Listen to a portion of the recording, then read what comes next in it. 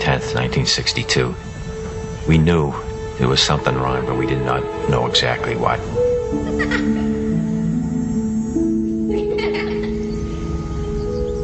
The doctor said, forget Rick. Put him away, put him in an institution. He's going to be nothing but a vegetable for the rest of his life. We cried a little bit. We talked, and we said, no, we're not going to put Rick away. We're going to bring Rick home and bring him up like any other child.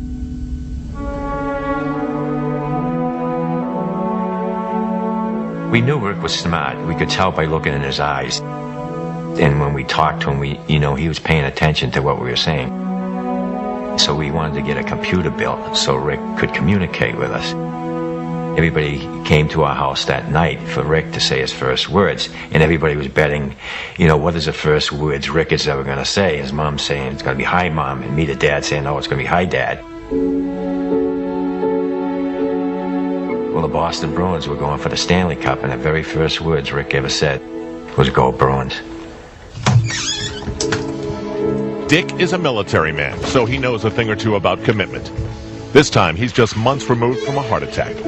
This gift that he gives to his son, or is it the other way around? Either way, it all started when Rick heard about a charity run for a paralyzed athlete.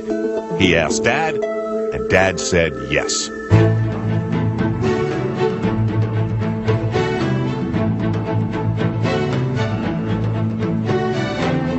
The gun went off, and we went off with all the other runners, and everybody thought that Rick and I would just go to the corner and turn around and come back. Well, we didn't. We finished the whole 5 miles, coming in next to last, but not last. And when we got home that night, Rick wrote on his computer, Dad, when I'm running, it feels like my disability disappears. So that was a very powerful message to me, that we finally found a sport that Rick could get involved in just like everybody else.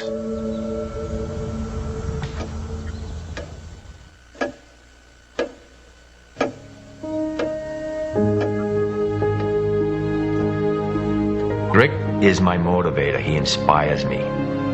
To me, he's the one out there competing, and I'm just loaning him my arms and my legs so that he can compete.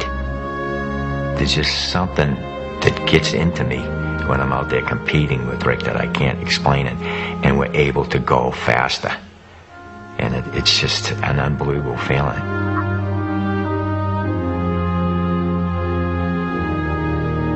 Rick and I love the Ironman triathlon.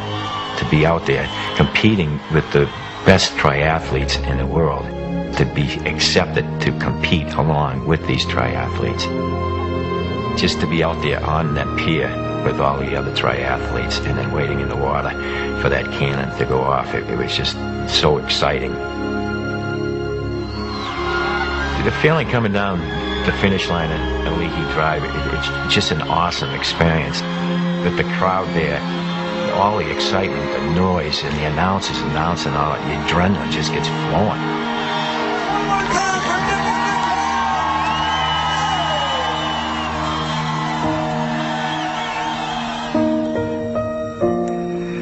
I may be disabled, but I live a very fulfilling life. And if someone takes the time to get to know me, they will realize that I am no different than anyone else.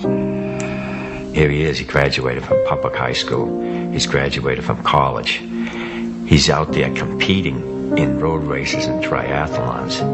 He lives a happier life probably than 95% of the population.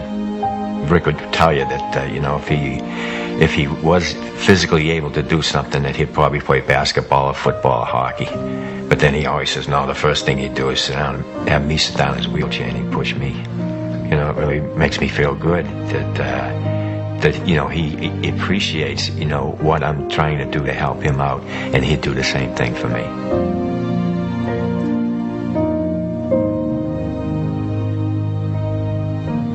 Our message is, yes, you can. You can do anything you want to do as long as you make up your mind. You can do it.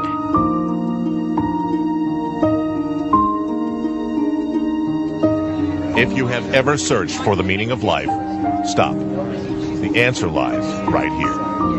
By the way, Ricky would want us to tell you, the Bruins look pretty good this year.